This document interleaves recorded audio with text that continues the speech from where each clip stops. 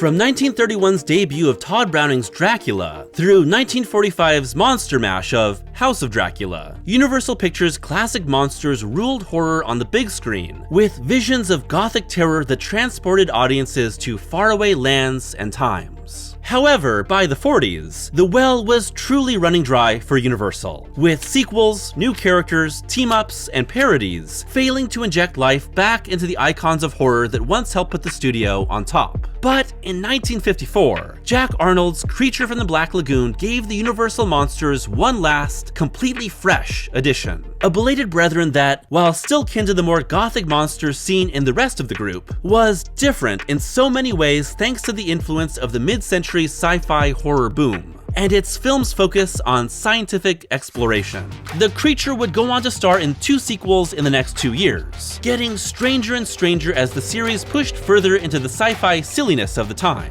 But despite never starring in another movie, the gill-man has remained an icon of classic horror.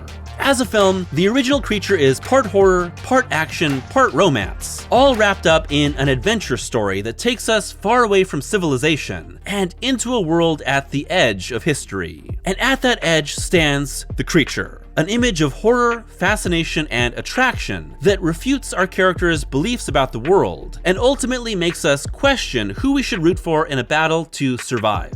There's something that's just so charming about the Creature movies, as time capsules of the atomic era and its fears. These are movies that are just as excited about the unknown as they are afraid of it. And while each of the 3 films ultimately paint the gill-man as a terrifying threat, there's a strong undercurrent of tragedy, sympathy, and subversion that contrasts against its heroic, romantic archetypes. Here we'll explore the making and meaning of all 3 creature features, the iconography of Millicent Patrick's design, and the legacy of this one-of-a-kind Amazon fishman with a darkly romantic heart.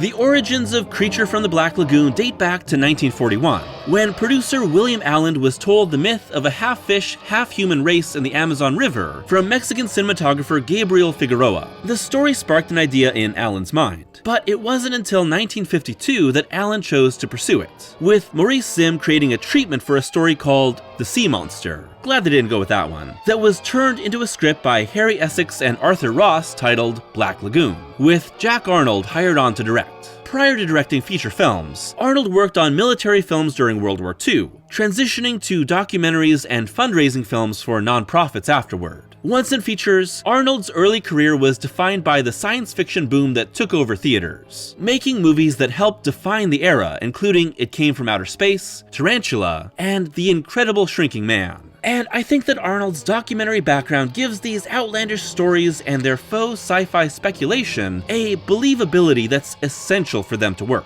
Not to mention that they look great. Creature opens with a narrator describing God creating the Earth, and quickly shifting into a detailed scientific breakdown of the Earth's formation, skirting the line between religious and scientific explanations for life's beginning. The discovery of a fossilized claw sends an expedition into the Amazon to learn more, and on board is ichthyologist Dr. David Reed, played by Richard Carlson, his colleague and girlfriend Kay Lawrence, played by Julie Adams, and their boss Dr. Mark Williams, played by Richard Denning. Soon the explorers enter the mythic Black Lagoon in search of more fossils, only to encounter the creature himself, a mysterious amphibian man capable of living both in and out of the water. Trespassing in his territory leads to mystery, death, and the creature's growing attraction to Kay.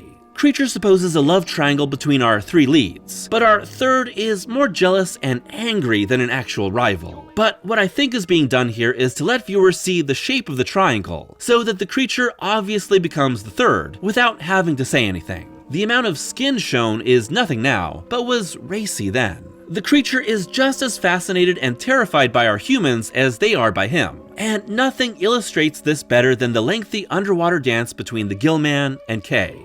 with the monster mirroring her unaware swim and coming as close as possible without her knowing. There's a sexual undercurrent here that was confirmed by Jack Arnold decades later to be intentional, and that's what propels the creature for the rest of the movie. She's as strange to him as he is to her, but he's attracted and she's repulsed. These are mirror reflections in the water working in tandem with one another, hinting at centuries-old evolutionary connections that can't possibly be understood today. But attraction soon turns to terror, with multiple violent encounters between the crew of the Rita and the creature, who continues his assaults on the now trapped humans. The creature himself was designed by Millicent Patrick, who had worked in Disney animation for years before coming to Universal to work in their special effects department. And while the design was tweaked a few times, it was Millicent Patrick who deserves the credit for the design of one of the most iconic movie monsters of all time. Unfortunately, Patrick's success, and a press tour titled The Beauty Who Created the Beast, caused makeup department head Bud Westmore to become jealous, and claim sole credit for the creature for years, despite being in charge of molds and not the design itself.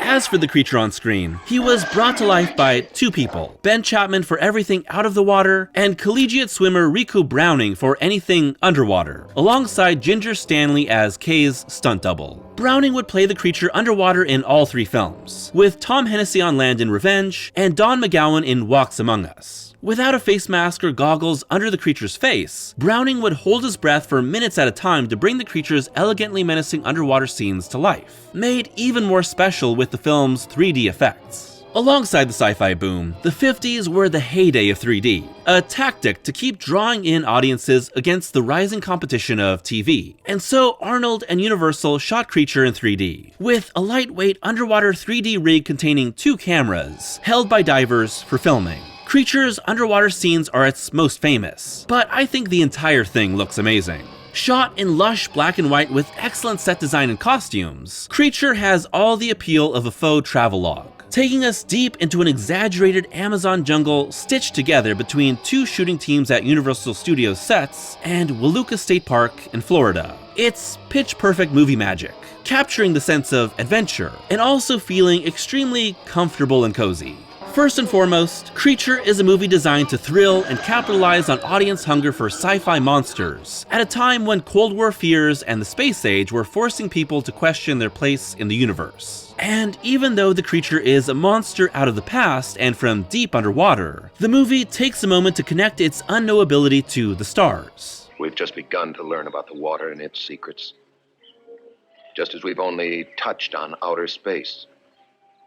We don't entirely rule out the possibility that there might be some form of life on another planet.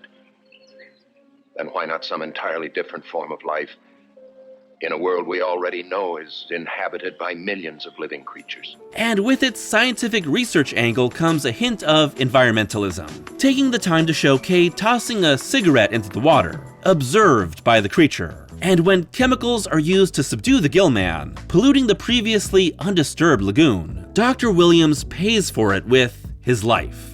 And with the creature swimming away with Kay and taking her to his lair for all sorts of implied reasons, repressed sexuality and transgressive attraction are key elements of the story. What makes the original Creature such a great classic monster movie is that it has a perfect blend between portraying the gill-man as a sympathetic, impossible to fully understand being, and also a fearsome threat that our heroes must fight back against to survive. And in between the two is a dark romance that turns him into a greater metaphor. Essentially, the creature is justified in attacking them after humans invade his world, but having him trap them in the lagoon and abducting Kay gives them no other option than to fight back. Of course, making our two male leads into polar opposites, with the heroic David only there to study, and the villainous Mark wanting to capture or kill the creature for his own gain, gives us someone to sympathize with and someone to root against. Fatally shot, the creature seems both confused and to sadly accept his fate, walking away from the strange invaders that chose to attack it, and sinking to the bottom of the lagoon, lost to time forever. It's just tragic enough, but this is a Universal Monsters picture. You should know by now that something like death could never keep a good creature down. Creature premiered on February 12, 1954, and its immediate success gave Universal the hope that they could cash in on the new wave of 50s sci-fi horror. And so, a sequel was quickly put into production. Watch out for the girl! Hold your fire!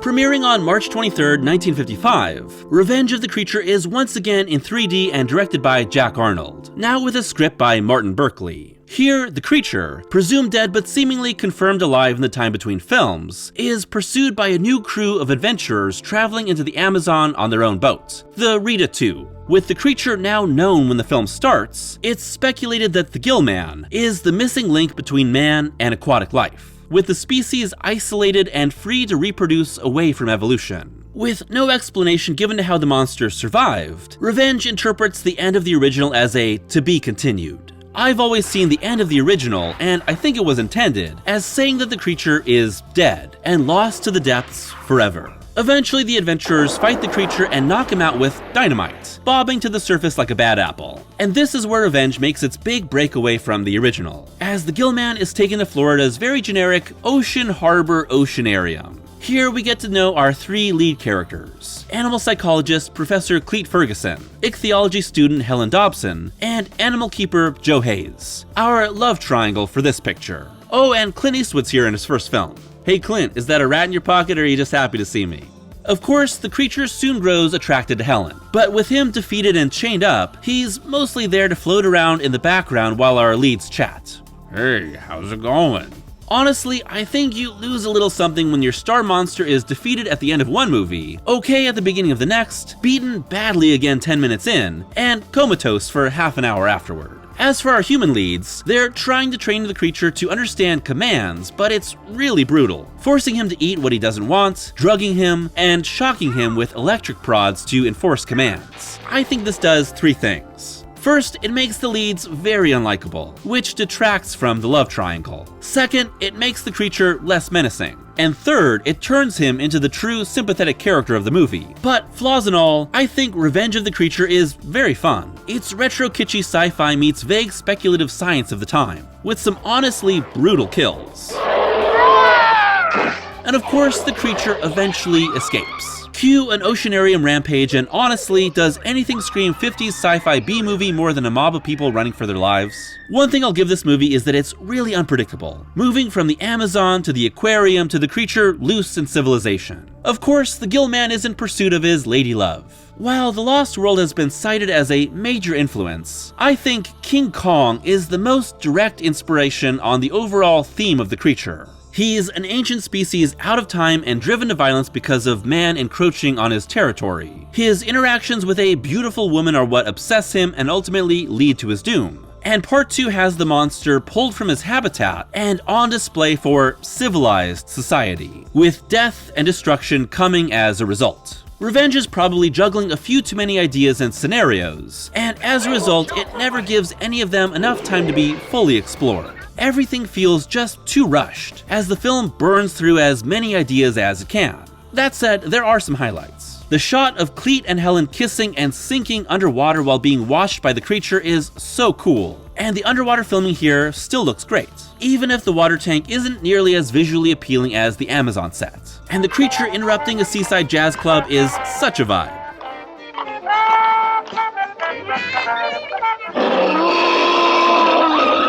It all climaxes with the creature slowly trudging down the coastline with an unconscious Helen, until Cleet's behavioral training forces him to stop for a moment and be shot, fleeing back into the ocean. Strangely, it's clear that the monster escapes, but the creators chose to insert the final shot of the original to make it seem like he's died once again. Maybe Arnold and company weren't confident that the creature could support any more films, but they were wrong. It's all new. The creature walks among us, more terrifying in human form. Striking at the heart of the city with inhuman fury.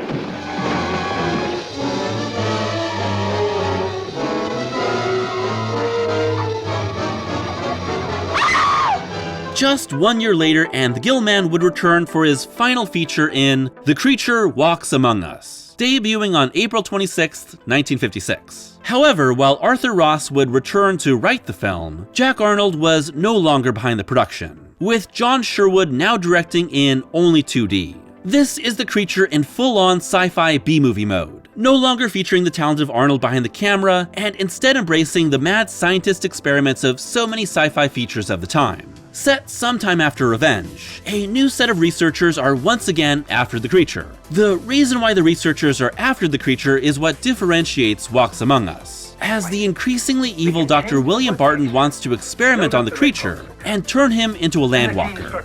Why? Because somehow this will reveal how humans can evolve to exist in outer space. That's insane. Once again, a love triangle is at the center of the film, but Dr. Barton is completely unsympathetic. Not just cruel to the creature, but abusive to his wife Marcia, who is comforted by Dr. Thomas Morgan, while also aggressively hit on by assistant Jed. It's kinda sloppy, and it doesn't help that the three main guys look exactly alike.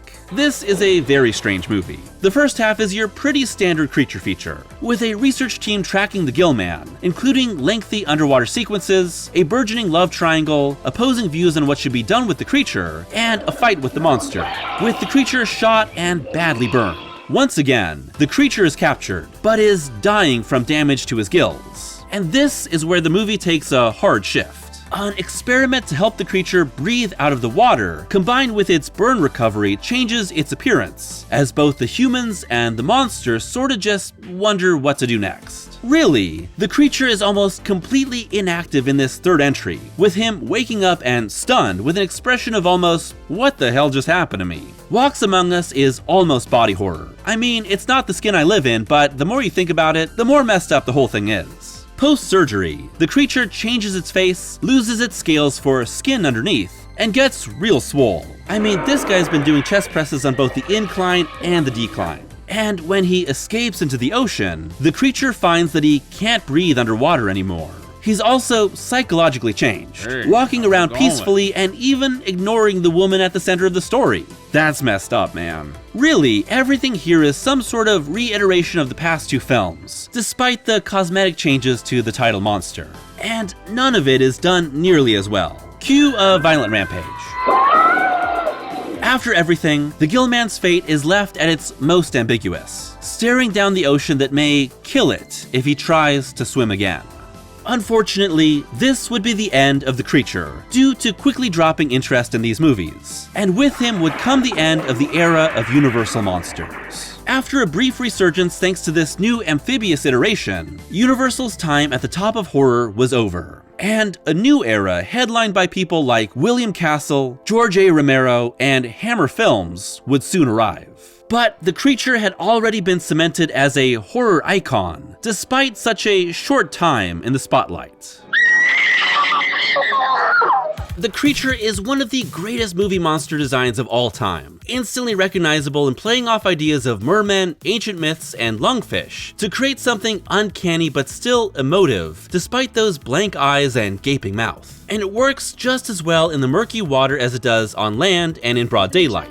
There are no camera tricks or cheats here, just stunt actors in costume giving it their all. And to make that costume, each actor was put in a body stocking exactly their size, with foam rubber glued to it while they were inside, molding the shape of the creature to their exact body type. In fact, the molding was so precise that none of the actors could gain or lose weight, or else they wouldn't fit right. It's a low-tech approach that anticipates the precision molds that would come decades later. And for the gill-man's signature on-land breathing, special effects teams used compressed air to inflate and deflate bladders in the mask, making the rubber come to life. The original costume is beautiful stuff. The next two, not so much. The creature was redesigned for Revenge, with bigger, more bulbous eyes that not only look silly, but visibly have air bubbles in them in certain shots. And then, of course, there's our swole, smooth creature in part 3. Unfortunately, while the creature's new costume reflects the changes he has undergone, giving him a more human aesthetic that even lets you see the actor's eyes underneath the mask, it's also kinda cheap looking. No more moving gills, no impressively detailed scales, and the big medical frock covering most of the body is a clear shortcut to save money. With the creature only ever having 3 of his own pictures, it's kinda disappointing to have this third one see him drastically changed in appearance and neutered in behavior. But the creature's second and third iterations have faded from public consciousness, while the original remains.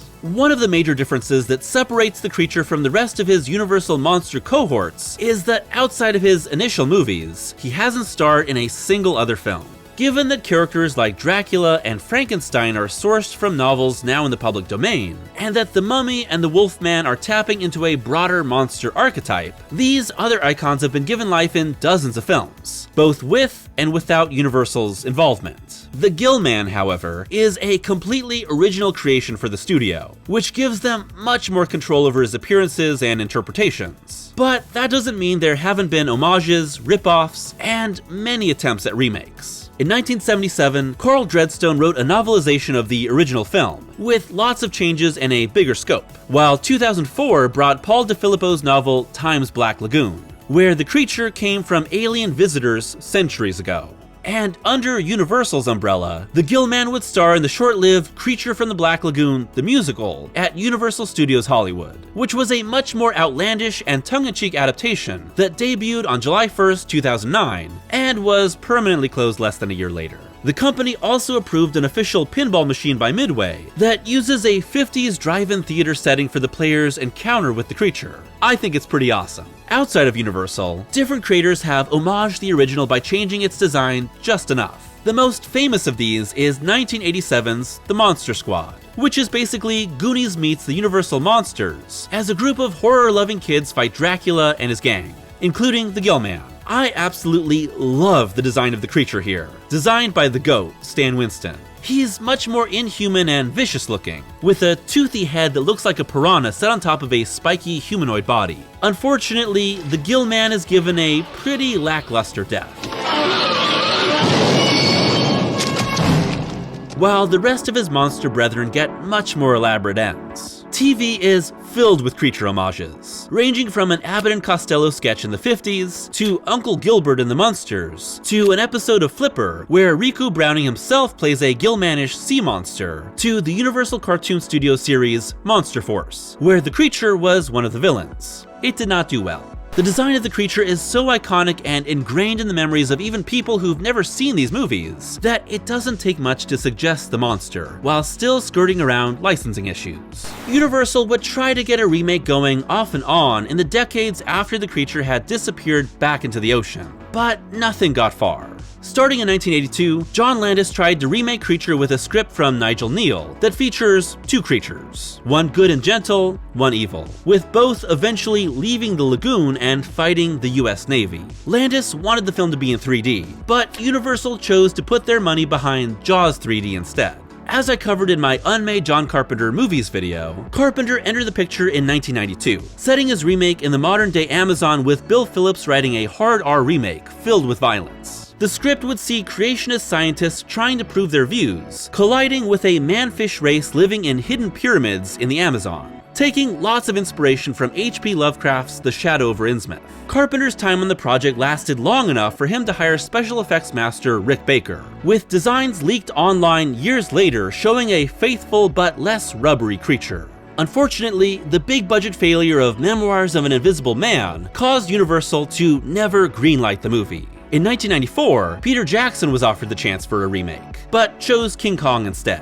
which came to life a decade later. In 2001, Gary Ross signed on to produce and co-write a remake with his father, Arthur Ross, co-writer of the original. Breck Eisner was attached to direct, with a pharmaceutical company spilling chemicals in the Amazon, but this never seemed to go anywhere. Soon, Guillermo del Toro pitched his own version, where the creature would be the protagonist and point-of-view character, but Universal wasn't interested. More on this in a minute. Around 2004, James Gunn pitched a remake right after the success of Dawn of the Dead, but apparently Universal wasn't interested in him being the voice behind the film. Around 2010, Carl Eric Rinch was set to direct, but again, it didn't progress at all. In 2012, Dave Kojganich was hired to write a draft, but then this stalled and then, oh no, here comes the Dark Universe. That brings us to 2017, where Alex Kurtzman, director of the bad version of The Mummy, was attached to direct a script written by Jeff Pinkner and Will Beall. The dismal failure of The Mummy scrapped the Dark Universe. And in 2021, Greg Nicotero and Robert Rodriguez revealed they were interested in doing a remake, but nothing official has come of it. As for Del Toro, he finally turned the essence of his remake idea into The Shape of Water in 2017. Here, the subversive themes of attraction and sexuality that lurk beneath the surface of Creature are turned into the focal point of the film. Now, our female lead is not just the willing recipient of the creature's affections, but reciprocates them. That's because when Del Toro first saw Creature from the Black Lagoon at 7 years old, he sympathized with the monster. Not just that, he rooted for the strange romance to win in the end. The creature was the most beautiful design I'd ever seen, said Del Toro, and I saw him swimming under Julie Adams, and I loved that the creature was in love with her, and I felt an almost existential desire for them to end up together. Of course, it didn't happen. Decades later, and The Shape of Water fulfilled the director's fantasy, and became the most successful homage to Creature ever made, keeping the spirit of the universal monster alive when even the studio itself couldn't. Of course, this being a retrospective, it's time for a ranking of every film, but there's only 3 this time and you can probably guess the rankings, so I'll make it quick. At 3, The Creature Walks Among Us. 50% typical Creature movie, 50% very odd sci-fi tragedy that fits into the trends of the time. Among Us is an extremely strange change of pace that really doesn't work all that well. There's a lot of interesting ideas here, and it feels like the creators took that brief discussion in the original about how the depths of the ocean are just as alien as outer space, and ran with that. But the film is really lacking in execution. Still, there are a few great touches, and the underwater photography still looks fantastic. But this is underwhelming, especially for the final Creature film that's been made. At 2, Revenge of the Creature. Revenge is a really fun, if really flawed, sequel to a classic. Specifically, this sequel has a difficult time balancing sympathy for the creature with making its leads likable. I mean, you can only root so much for a couple that bonds over cattle prodding a confused ancient species in a water tank. Still, it's an extremely unpredictable movie that changes its setting and stakes about 5 different times over the course of its short length. That means that none of them are explored all that well, but it also keeps you guessing where the film will go until it hits its extremely sudden end. It's a fun B-movie where the flaws are counterbalanced by some really great moments, and both the highs and lows are a good time. Oh, and I would put Monster Squad and The Shape of Water right here between number 2 and number 1, with Shape of Water a little higher if you wanted to know. And at number 1, the original Creature from the Black Lagoon.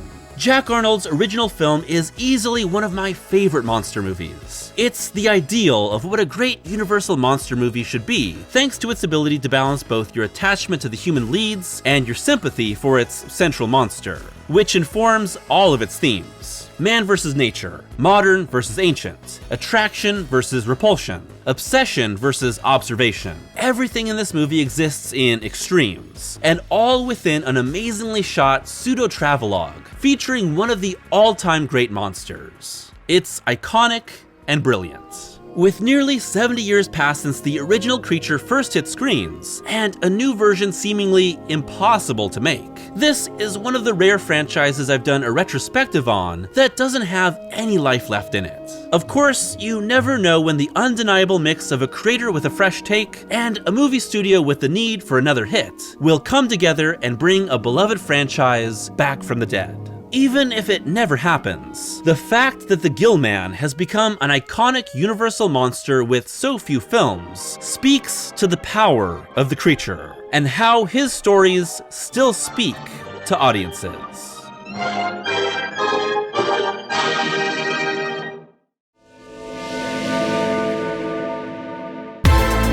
Thanks for watching today's video. I absolutely love doing this retrospective on Creature from the Black Lagoon, because out of all of the Universal monsters, he's the one that I come back to the most often. And while the Creature only has 3 movies, I think that the original Creature from the Black Lagoon is one of the greatest monster movies of all time. and it shows everything that was special about the Universal monster film, even though it was made so many years after their heyday. It's got an iconic design and a perfect story. I've definitely lost track of how many times I've watched the original Creature. Of course, I have a lot of love for Universal monsters. I've previously done a video on Bride of Frankenstein, and a few years ago I did a video with an overview of Universal monsters that talked about their themes of subversive romance that speak to people today. In that video, I did briefly talk about Creature, but it was only for a minute or two, and in the larger scope of everything. So I felt that it was finally time to talk about Creature in depth. And of course, I've done a lot of horror retrospectives now, and I've been wanting to dip my toe into Universal monster retrospectives. Creature, with only having 3 movies, is a lot easier to jump into than something like Dracula, especially if you take into consideration all of the Dracula movies that have come out over the years. There's like 300 or something like that. But even with just 3 movies and really only 1 great movie, Creature is still very special. So I hope that you enjoyed this video, and let me know if you would be interested in more Universal Monsters retrospectives. Monster movies are a big theme here on the channel, so it would make a lot of sense to keep covering these movies. In the meantime, I'd love to hear your thoughts on Creature from the Black Lagoon, as well as how you think it compares to the other Universal horror monsters. As always, thank you to my patrons for their continued support, and if you'd like to be a patron, it's only $1 a month for early access to every video, and special Patreon-only reviews. And as I mentioned before, you're listening to my brand new channel theme by Mono Memory, so please go check them out in the links in the description below. So until next time, I hope that you're taking care of yourselves and watching some awesome Universal Monsters movies. See you again soon.